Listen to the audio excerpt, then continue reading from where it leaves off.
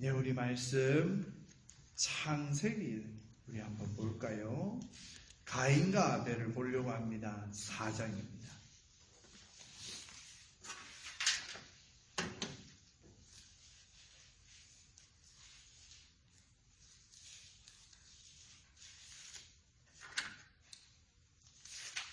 가인과 아벨 우리 4장을 보려고 합니다.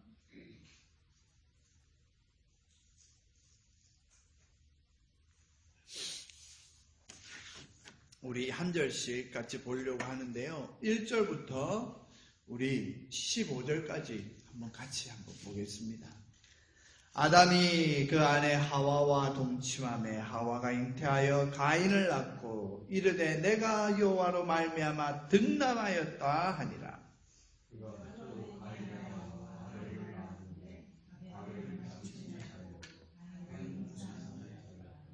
세월이 지난 후에 가인은 땅의 소산으로 제물을 삼아 여호와께 드렸고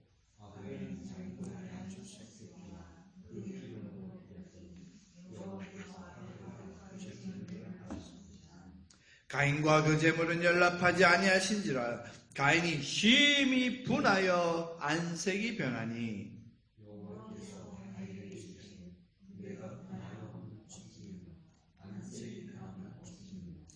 내가 선을 행하면 어찌 낯을 들지 못하겠느냐. 선을 행치 아니하면 죄가 문에 엎드리느니라. 죄의 소원은 내게 있으나 너는 죄를 다스릴지니라.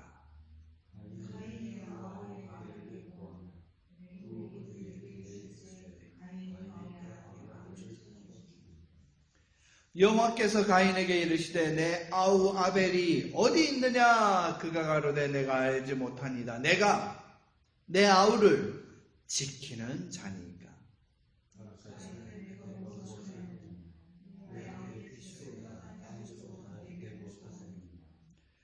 땅이 그 입을 벌려 내 손에서부터 내 아우의 피를 받았은즉 내가 땅에서 저주를 받으리니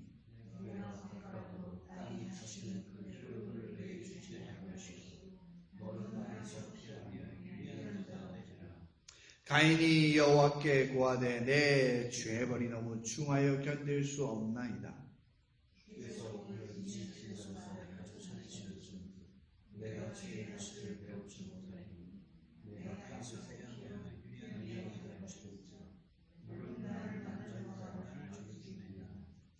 여호와께서 그에게 이르시되 그렇지 않다.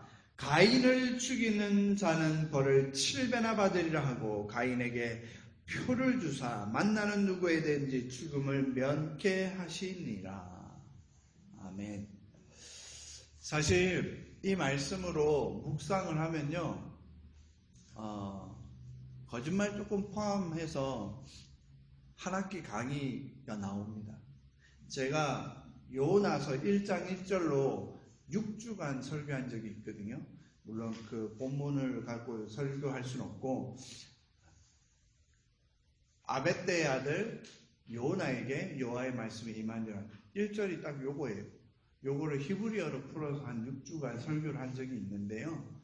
그와 마찬가지로요, 이 1절부터 15절까지만 갖고도 너무나 할 게 많습니다. 일단은 첫 번째로 가이드라인을 줄 거는 뭐냐면요, 여러분 이 어려운 질문이 몇 개 나옵니다. 당장에 지금 15절 보세요. 여호와께서 그에게 이르시되 그렇지 않다. 가인을 죽이는 자에게 벌을 7배나 받으리라. 여러분, 가인을 죽일 수 있는 사람이 누구 있어요? 여러분, 여기 가인을 죽일 수 있는 사람이 있을까요? 있다면 아버지 엄마밖에 없잖아요. 4명밖에 세상에 없는데,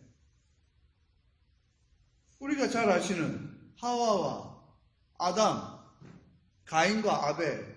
아벨은 가인이 죽였으니 남은 사람은 누가 있어요? 여기에서 그러면 가인이 지금 하나님 앞에 나를 죽일 자, 엄마 아빠가 나를 죽인다고 도망가겠습니까? 그리고 예수 하나님께서 가인에게 표를 주사 만나는 누구에든지 죽임을 명게. 여기서 가인이 만날 수 있는 사람이 누구 있어요? 여기에 이제 신학이 등장합니다. 성경에도 없고 그러한 정보도 없음에도 불구하고 그럴 수 있다. 어떤 식으로? 성경에는 모든 것을 기록해 놓을 수 없으니까 하나님께서 아담과 하와 외에 다른 사람을 만드셨을 거다. 그 중에 아담과 하와를 대표적으로 성경에 기록했을 것이다. 이렇게 설명을 할 수 있는 게 신학입니다. 성경은 아니에요. 그런 우리가 말하는 난제들을 이용해서 2단과 3단이 많이 설치합니다. 일단은 여러분 이런 난제가 있을 때 그냥 덮어 놓으세요. 여러분 성경 66권 중에서 난제를 붙들지 않아도 성경 말씀 너무나 넘쳐나잖아요. 제가 늘 다시 한번 얘기하지만 죽어서 천국 가서 예수님께 물어보시면 돼요. 그냥 하나님 그때 이게 누구였어요? 누구를 얘기하시는 거예요? 여러분 성경 보다가 2단과 3단이 얘기하지 않고 굳이 여러분도 스스로 아세요. 이거는 성경에서 발견할 수 있을까? 특별한 게 있나? 이런 거를 말씀 잘 전하는 목사는 없을까? 찾아다니시지 마시고요. 난제는 난제로 덮어 놓으세요. 천국 가서 예수님께 물어보시면 되고요.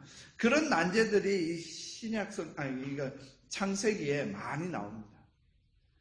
그리고 이 구약에서 말씀하시는 것 중에서 신약에 몇 군데 등장하는 내용이 나와요.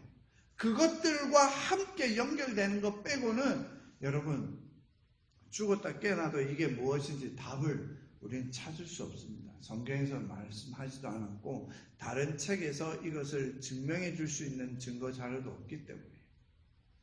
자, 그러면 오늘은 이제 창세기에 그런 게 많지만 특별히 오늘 말씀에는 여러분 우리가 이제 5대 제사를 했잖아요. 거기에 보면 우리 3절 4절을 보시면 이렇게 얘기합니다. 2절 한번 보시면 아벨이 양치는 자였고 가인은 농사하는 자였다. 여러분 이게 가인과 아벨이고 또 아담과 하와잖아요. 그러면 여러분이 지금 학교에서 배워왔던 정보에 의하면 구석기가 있고 그때는 수렵이잖아요. 그러면 신석기는 농사지잖아요.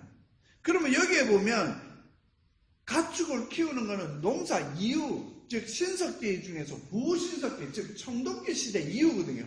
왜? 가축을 키우기 위해서 농사를 짓기 위해서 청동기와 철기가 필요할 시기거든요. 그러니까 이 가인과 아벨 요 3절 하나만 보면요. 신석기, 신석기, 청동기, 철기 한꺼번에 다 나옵니다. 거기에다가 우리 뒤쪽에 보면 우리 가인의 자식들 중에 유발이 나오고 유발은 누구냐면 4장 21절 한번 보세요. 유발이 뭐냐면 그의 수금과 퉁소를 잡는 모든 자의 조상이 되었고 22절 셀라는 두발 가인을 낳았으니 그는 동철로 각양 날카로운 기계를 만드는 자요. 20절에 아다는 야발을 낳았으니 그의 장막은 거하는 자는 육축 치는 자의 조상이요.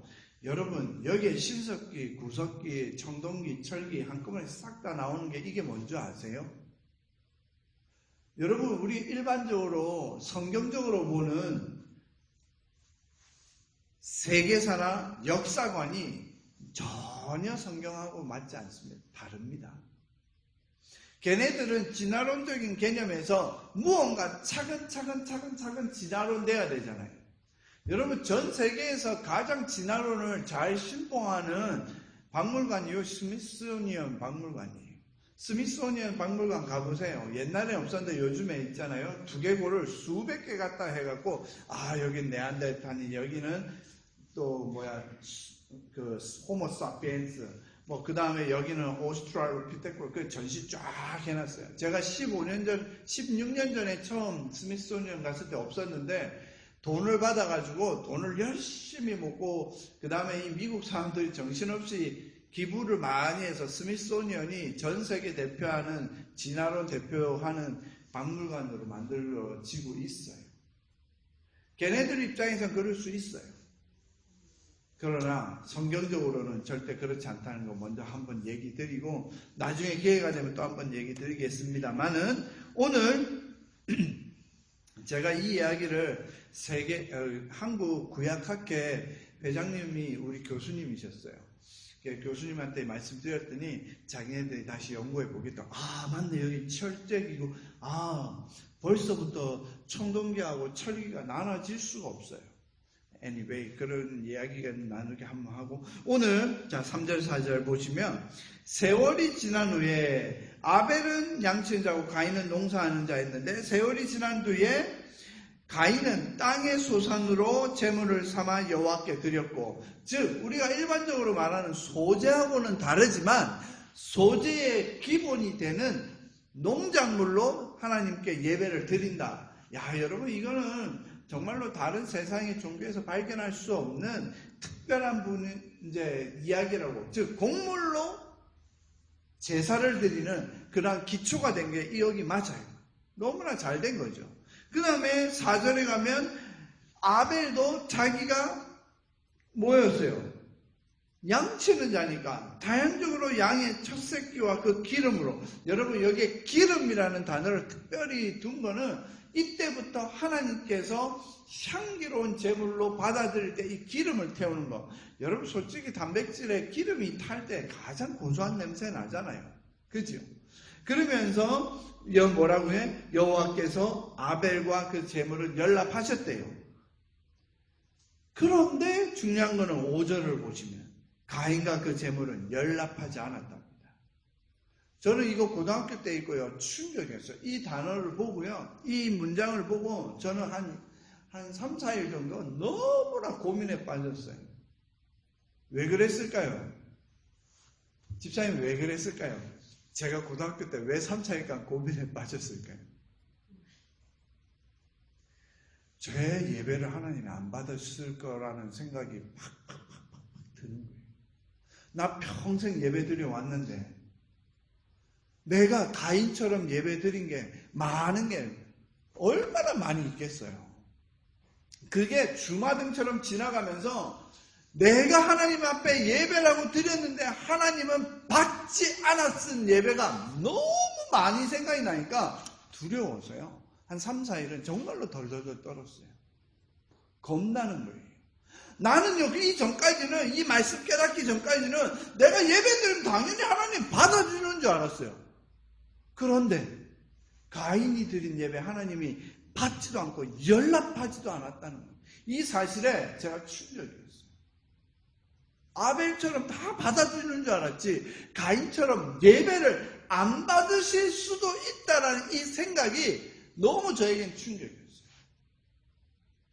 저 그때부터 성경책을 곱씹으면서 읽기 시작했습니다. 고등학교 졸업할 때까지 제가 고1학 중3, 중2 때인가부터 그때 제가 성경 체험하고 나서 수양에 가서 체험하고 나서 중2 때부터 제대로 성경책 읽고 제 가방 안에 늘 성경책 넣고 고등학교 졸업할 때까지 제 책상 서랍에 성경책 넣고 읽었는데 제가 한 6번인가 7번 읽었는데 졸업할 때까지 성경 보는 게 너무 재밌었어요.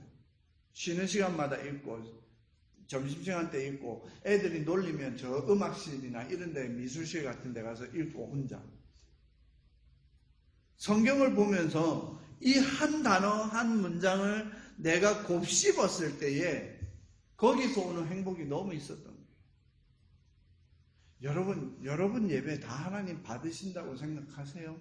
당연히 그렇다라고 생각을 하고 예배를 드렸는데 어느 순간 내가 드린 예배를 하나님이 안 받으실 수 있다, 안 받는다? 저는 그게 충격이었어요. 어떻게 내 예배를 왜 하나님 안 받으시지? 그런데 가인의 예배는 안 받으셨네? 여기에서 제가 잠깐 격가지를 치면요, 제가 주일학교 때 너무나 많은 전도사님이나 교사들한테 이 부분을 뭐라고 얘기 들었을까요? 피의 제사는 하나님 받으시고 곡식은 안 받는다. 그게 신학교 갈 때까지 뇌리에 박혀 있었어요. 가인의 제물을 안 받는다, 이거는 또 다른 문제고, 저는 당연히 모든 예배에는 당연히 피가 필요하고 어린 양, 그러니까 아벨의 제물을 받으셨고 가인은 곡식 같은 거 어떻게 드려? 곡식을 아벨에게 주어서 양으로 바꾼 다음에 그거를 드려야지 하나님 받으시. 그렇게도 설교하는 분이 있었거든요. 여러분, 우리가 가끔 가다가 얼마나 끔찍한 일이 벌어질지 몰라요. 제가 큰 교회에서, 미국 오기 전까지 큰 교회에서 사역을 할 때요, 성도님들이 한 2,500명 됐고, 주일학교만 초등학교, 유치부부터 대학생까지 한 1,000명 가까이 됐어요. 그런데 전부 다 인재, 전도사, 강도사, 나 같은 이제 목사 한 수 1, 2, 3년 차 되는 사람에게 뭘 하냐고 보면 주일학교를 다 하나씩 맡기는 거예요. 중등부, 제가 중등부 사역할 때 중등부만 한 250명에 교사만 35명, 38명이었어요. 여러분, 작은 교회였어요. 그 다음에 나중에 이제 초등학교 1, 2학년 전도사님이 교사들하고 싸우고 전도사가 쫓겨나는 바람에 빵꾸 나서 목사님이 내보고 너 빨리 초등부 가라고. 다음 주에 유치부에서 67명이 올라오는데 지금 교사가 없다고. 그래서 중등부, 고등부 아이들하고 그 다음에 이제 제가 아는 교사들 한 15명 해갖고 초등부로 가갖고 해가지고 초등부 이제 한 200명 또 거기도 200명쯤 되는 1학년, 2학년이 유치부에서 올라와서.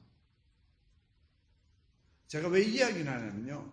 능력 있고, 힘 있고, 똑똑하고, 영성 있는 목사들은 주일학교를 안 맡고 다 이제 어른 맡고요. 이제 신참내기들한테 다 주일학교를 맡기는 게 저는 너무나 싫었어요.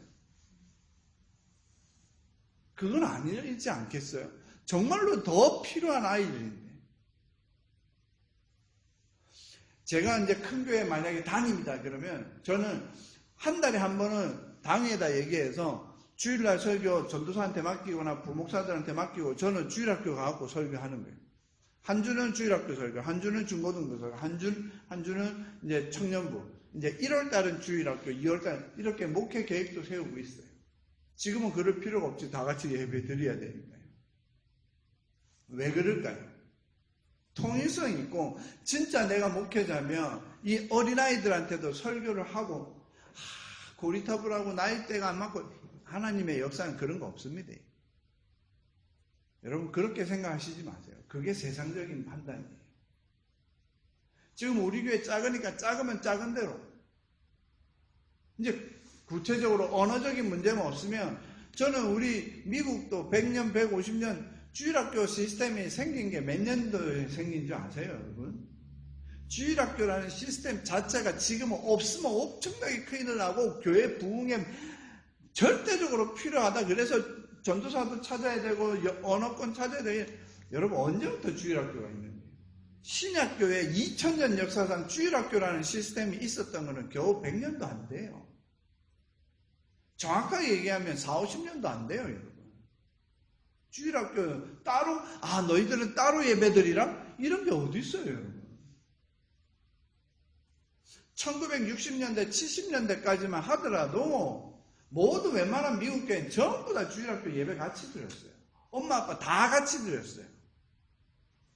찬송가가 달라야 되고 말씀이 달라야 되고 이런 게 있을까요? 자, 그런 것도 나중에 한 번 더 얘기하지만요. 어쨌든 격가지로 다시 돌아와서 자 보입시다. 어쨌든지 간에 여러분 스스로도 그래요.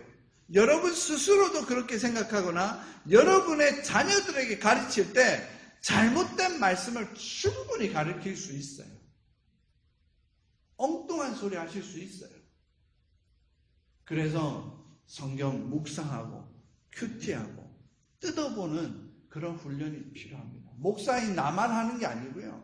제가 그랬잖아요. 저 중고등학교 때 이 말씀 깨달아서 그때부터 연구하고 준비하고 했던 거예요. 그때 전도를 하고 그때 주일학교 가르쳤고 그것이 지금까지 제가 목회를 오고 말씀을 연구하는데 기초가 되어 있지 제가 한순간에 뚝 떨어져서 말씀을 이렇게 전하는 게 아니거든요. 똑같아요. 여러분은 말씀을 전할 기회가 없고 설 기회가 없다. 아니에요. 그럴 수가 없어요. 여러분들도 충분히 하실 수 있어요. 누구에게요? 부부끼리. 누구에게요? 자녀들에게. 누구에게요? 내 전도 대상자에게. 누구에게요? 내가 연약해서 신방하는 사람에게. 신방 목사가 하는 거예요? 아니에요. 여러분, 원래 신방은 목사가 할 일 아니에요. 여러분. 여러분이 신방에서 얻은 정보를 저한테 주면 저는 무릎 꿇고 기도하는 사람이에요. 그 기도를 바탕으로 말씀으로 능력으로 선포하는 사람. 나중에 이제 다시 한번 교회론을 할 때 한 번 더 이야기하겠지만요. 어쨌든지 간에 여기에 보시면 정말로 잘못된 정보로 성경을 호도하고 잘못 전하잖아요. 제가 오래 살진 않았지만 50년 조금 넘게 살아오면서 깨달은 바와 수많은 책을 보면서 깨달은 바는요. 말씀을 잘못 전하면 말씀의 열매가 없어져요. 열매가 맺어질 수 없어요. 잘못 전했는데 무슨 열매가 있겠어요? 변화가 안 일어납니다. 사람들. 들어서 귀는 좋고 가슴은 있고 뭔가 아는 건 있는데 그 아는 게 하나님께 영광 돌리는 열매로 맺어지지도 않고 복음의 열매가 맺어지지도 않고요. 내 가정과 내 부부 생활과 내가 만나는 사람과의 인간적인 관계성 속에서 예수 그리스도의 향기 안 나타납니다. 제대로 된 말씀이 선포되지 않고 그것이 열매 맺지 않았는데 무슨 열매가 있겠어요? 여러분, 분명히 크리스찬이라면 그들의 열매를 보고 이 사람이 진짜인지 가짜인지 알 수 있는데 여러분, 그 열매가 뭔데요? 여러분 삶이에요. 여러분의 언행심사예요. 말과 행동과 내 마음과 생각, 이게 전부 다 여러분 열매예요. 그러니 예배는 1시간이지만 내 삶의 예배는 24시간입니다. 23시간입니다. 오늘 이 가인과 아벨에서도 보세요. 제가 오늘 포인트로 잡은 거는 5절, 6절, 7절입니다. 5절, 6절, 7절 볼까요? 가인과 그 제물은 연락하지 아니하신지라 가인이 심히 분하여 안색이 변하니. 여러분, 나 예배 드렸어요. 가인도 예배를 드렸어요. 하나님께 바쳤어요. 안 바친 것도 아니에요. 아나니아 삽비라처럼 지가 숨긴 것도 아니에요. 바쳤어요. 그런데 바친 게 의미가 있나요? 아나니아 삽비라 그 자리에서 죽어버리잖아요. 지 집에 얼마나 숨겨놨는지를 모르겠어. 10에 9를 숨기고 10에 1만 냈을까? 저는 그렇게 생각 안 해요. 반 이상은 내놨을 것 같아요. 근데 그 반을 숨기니까 어떻게 돼요? 하나님 하나도 반을 내놔. 우와, 반이나 내놨나? 이게 아니라 반밖에 안 내놨네. 죽여버리시잖아요. 역사, 하나님의 말씀의 역사 속에서 그 초대교회에서 필요하셔서 그런 일이 벌어졌지만 지금은 여러분 그 초대교회 기준으로 하면 다 죽어 없어질걸요. 교회에 살아있는 사람이 있을 수 있겠습니까? 아나니아 삽비라 기준으로 보면. 요 가인과 아벨 보세요. 분명히 예배했어요. 하나님께 드렸어요. 하나님이 안 받으셨다고 가인이 안색이 변하여 분했다는 거예요. 여러분, 이게 뭘까요? 소재하고 똑같죠, 그죠? 소재 먹고 그 다음 날까지 하나님 지켜보시는 거예요. 그 다음에 이틀 먹어도 되잖아요. 이틀까지 하나님 지켜보시는 거예요. 너의 예배가 진짜인지 가짜인지를 확인하시는 거예요. 그리고 나서 내가 하나님이 딱 지켜보는 거예요. 얘가 이제 소재로 하루 지난 것을 먹느냐, 아니면 이 하루 지난 거를 이제 하나님이 분명히 없애라 했는데 안 없애느냐? 여러분, 그 음식을 없애고 안 없애고 쓰레기통에 넣고 땅에 묻거나 불에 태우거나 이런 개념으로 봤을 때 하나님이 그게 뭐라고요? 3일째 먹느냐? 그게 뭐라고요? 먹는 것이 중요할까요? 버리는 것이 중요할까요? 아니면 이걸 태워 없애는 게 중요할까요? 아니면 하나님이 명령한 것을 순종하는 것이 중요할까요? 하나님의 명령을 순종하냐 안 순종하냐, 그게 바로 그게 음식을 남겨둔 것을 버리느냐 먹느냐 그거래요. 나의 행동은 먹느냐 버리느냐인데 하나님은 나를 예배했느냐 안 예배했느냐 그걸로 보시는 거예요. 소재는 예배드려서 성막에서 제사장 잘 드렸고 번철에 굽고 양념해서 다 잘해서 하루 이틀 지났는데 결국 이틀 뒤에 하나님이 받아들여야 하면, 여러분 이게 얼마나 중요할까요?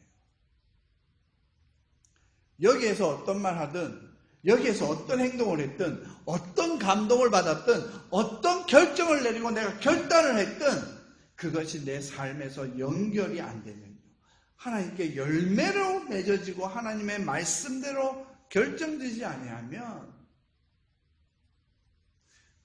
여러분 여기 가인과 내가 다를까요?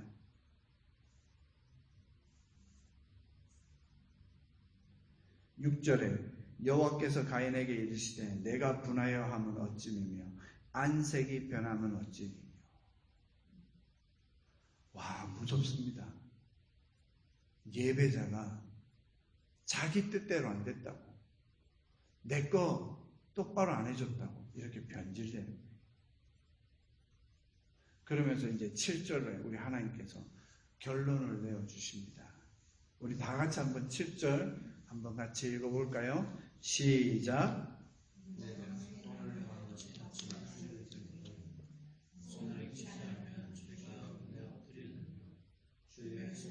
내게 있으나 너는 죄를 다스릴지. 여러분 이게 너무 어렵습니다. 제 평생 죽을 때까지 바로 이것에 대한 영적인 스트러글입니다. 영적인 전투가 이게 영적인 전투예요. 아니 분명히 예배를 드렸고 예배를 받지 않으셨고 그것 때문에 분냈는데 이것을 하나님은 뭐라고 결론 내리셨냐면 어찌 너가 선을 행치 아니했느냐 이렇게 분단하시죠. 여기에서 선을 행했다 안 했다는 지금의 우리가 말하는 선을 행하고 안 하고의 개념이 아니고요. 예배자로서의 준비의 모든 과정들을 선이라고 하는 겁니다. 즉 아벨은 하나님께 예배를 드리기 위해서 준비했던 그 과정을 전부 다 보시고 선하다 해서 받아들이신 건데, 가인은요 그 과정이 어떤 과정이 있었는지는 모르겠지만 그것이 선하지 않았기 때문에 하나님이 안 받은 거예요. 그것을 레위기 기준이나 민수기 기준으로 보면 이렇게 설명을 할 수 있어요. 아벨은 정말로 흠없는 것으로, 또 첫 번째 양으로, 또 잘 포장해서 또 기름을 특별히 하나님께 구별해서, 이 모든 과정이 뭐예요? 하나님께서 선으로 받아들여요. 그러니까 바친 그 순간이 아니라 그 과정 전체를 보신 거예요. 그런데 가인은 어떻게 했을까? 제 생각은 그렇습니다. 여러분은 또 다르게 생각할 수도 있어요. 이런 게 여러분 2단 3단을 구별짓지만 어쨌든 가인은 곡식 중에서 굵고 좋은 거는 자기가 맞고, 요쪽 쭉정이가 좀 많다든가, 이거는 제대로 안 익었다든가, 이거 썩었다, 이런 나달들을 구별해서 하나님께 드린 게 아닐까? 그렇게 생각 안 할까요? 왜요? 이사야에 그런 말씀이 있잖아요. 사무엘에도 그 말씀이 있잖아요. 너희가 죽은 거, 병든 거, 눈먼 거, 상처난 것으로 나에게 예배 드릴 때 예배 드리지 말라라고 제가 설교하면서 얼마나 많이 말씀드렸습니까? 예시 드렸잖아요. 지지난주 우리 금요 기도회 때인가요? 이사야 1장 제가 이야기하면서 뭐라고 말씀드렸습니까? 이사야 1장 15절에서 17절 말씀일 건데요. 이사야 1장 15절에서 15절 제가 읽어드릴게요. 너희가 손을 펼 때 내가 눈을 가리우고 너희가 많이 기도할지라도 내가 듣지 아니하니 이는 너희의 손에 피가 가득함이라. 이 피가 가득해서 내가 암만 하나님 주여 주여 해봐야 안 되네. 이게 뭘까요? 선을 행하지 않은 거예요. 여러분 이게 가인이 뭐고요? 너의 피의 소리가 나에게 고백하는데 아벨은 어디 있느냐? 뭐래요? 내가 내 아우를 지키네. 지가 죽여놓고 하나님 모를까봐 그럴까요? 핏소리가 나에게 곡하는 소리가 나에게 들린다. 이게 뭐예요? 네 손에 피가 가득합니다. 여러분 이렇게 말씀은요 연결이 다 돼 있어요. 그러면서 16절 너희는 스스로 씻으며 스스로 깨끗해 하면 내 목전에서 너희 악업을 버리고 뭐 하고요? 악행을 버리고. 그게 뭐예요? 선행을 행하지 않는 게 악행을 한 게 아니겠어요? 스스로 너희가 씻고 깨끗해 하는 게 뭘까요? 너희의 삶에 선을 행하라는 거예요. 하나님께 온전한 예배를 드리기 위해서 준비하는 자세부터 제대로 하라는 거죠. 그러면서 17절 뜬금없이 이사야가 이랍니다. 선행을 배우며 공의를 구하며 학대받는 자를 도와주며 고아를 위하여 신원하며 과부를 위하여 변호하라. 아니 이사야의 이런 말씀 뜬금없이 나올까요? 여러분 우리 지금 5월달 주제의 말씀이 뭐예요? 야고보서 1장 27절 그 말씀이 지금 이 말씀 다 여러분 가인에게 하신 말씀이 이사야에게 하셨고 이사야에게 하신 말씀이 야고보 저는 그렇게 깨달은 거예요. 그래서 이번 달 말씀이 뭐예요? 하나님 아버지 앞에서 정결하고 더러움이 없는 경건은 곧 고아와 가부를 그 환난 중에서 돌아본다는 거예요. 여러분 이게 경건일까요? 경건인데 야고보서가 말한 경건이 하나님 앞에서 정결하고 더러움이 없는 경건은 뭐라고요? 고아와 가부를 그 환난에서 돌아보고 너 자신을 지켜 세속에 물들지 않는 거예요. 여러분 이게 뭘까요? 이게 삶이에요. 내 남은 6일, 7일의 모든 삶입니다. 직장 생활이고요. 내 가정 생활이고요. 내 홀로 있을 때 어떻게 사느냐. 이게 경건이랍니다. 많은 사람들은 경건을요. 기도 몇 시간 했니? 성경을 몇 번 읽었니? 저는 그 얘기 들을 때마다 속이 답답해요. 여러분 이런 표현을 많이 쓰죠. 새벽 예배 나온 사람 치고 경건한 사람 본 적이 없다고. 즉 기도 많이 하는 권사님, 장로님 쫙 있는데 그분들 이거는 이제 그렇게 표현을 한 겁니다만은 여러분 그분들을 무시할 건 아니지만요. 철학기도 많이 한 사람이 목사한테 가장 두려워하는 사람인 줄 아세요? 그거를 경건으로 빌미로 해서 목사를 공격하는 화살로 만드는 거예요. 뭐라고 얘기하는 줄 압니까? 당신 나보다 기도 많이 해? 목사가 너무 바빠서 철야할 때 기도하는 걸 못 봤어. 새벽 예배해서 기도 1시간도 안 하고 집에 가되 이런 표현을 하는 순간 뭐가 될까요? 하나님이 받지 않는 예배자가 되는 겁니다. 여러분 새벽 예배 나와서 1분만 기도하고 가도 우리 하나님이 보시기에 그 사람의 형편에 따라서 하나님이 평가하시는 거예요. 새벽 기도 못 오시고 이 금요 기도 못 오시더라도 운전 때문에 뭘 하더라도 양집사님 바빠갖고 직원도 휴가 가서 어쩔 수 없이 못 오시더라도 마음에 부담이 있어서 그 가운데서 하나님 죄송합니다. 그 한마디의 기도가 뭘까요? 여러분 성경에서 가장 짧은 기도 아세요? 에스더가 자기 남편 왕에게 갈 때 뭐라고요? 잠시 기도하고 그게 묵도예요. 그 짧은 기도를 하나님께서 받아주셨기 때문에 성경에 기록되어 있는 거 보세요. 누가 그거를 평가하고 기준을 살까요? 여러분 남의 영성과 남의 신앙생활을 내 입에 담는 순간 하나님이 기뻐하실지 먼저 생각하세요. 네가 성경을 읽었어? 여러분 우리 목회자 중에 어떤 분이 종신대 나오고 여기 주변에 엄청 유명한 사람인데요. 제가 정말로 다시는 그 사람하고 얼굴도 보기 싫은 사람 중에 한 사람이에요. 왜? 정말로 그분보다 나이가 많아요. 지금 환갑이 넘었어요. 손주, 손녀도 있어요. 근데 그분은 한국에서는 목회자가 안 됐고 미국에 와서 대충 목회자가 된 거예요. 그래도 하나님께서 목사로 부르셨어요. 그런데 그 사람에게 총신에 나오고 이 주변에서 뭐 좀 잘 나가는 목사인데 그 사람한테 뭐라 너 어디서 안수 받았어? 너가 목사 몇 년 차야? 자기보다 나이가 4살이나 많고요. 같은 목회자로서 같은 목회자 그룹에서 같이 신앙생활 하는데 자기가 볼 때는 야를 무시해도 된다고 생각했는지 그 목사가 여기에 그 말을 딱 듣자마자 나 그 사람하고 손절했어요. 겉으로 보는 게 다가 아니었구나. 여러분 하나님의 편에 서서요. 하나님 편으로 볼 때 고아와 가부를 돌볼 줄 아시는 진정한 경건자가 되시길 바랍니다. 벌써 시간이 많이 돼서 보세요. 이거 정말로 한 학기 강의가 됩니다. 여기서 마치겠습니다만은 또 언제 또 제가 이 본문을 또 말씀 전할 수 있어요. 몇 번이나 강조할 수도 있습니다. 저한테 하는 말이기도 해요. 여러분 다시 한번 하나님께서 받으시는 예배, 가인과 아벨이 받은 것은 어떤 제물을 바쳤냐로 끝난 게 아니고 그 과정에서 선행이 있었느냐 없었느냐, 그 선행이 무엇인지 정확하게 우리는 모르지만 성경에 비추어서 봤을 때 그 준비하는 과정입니다.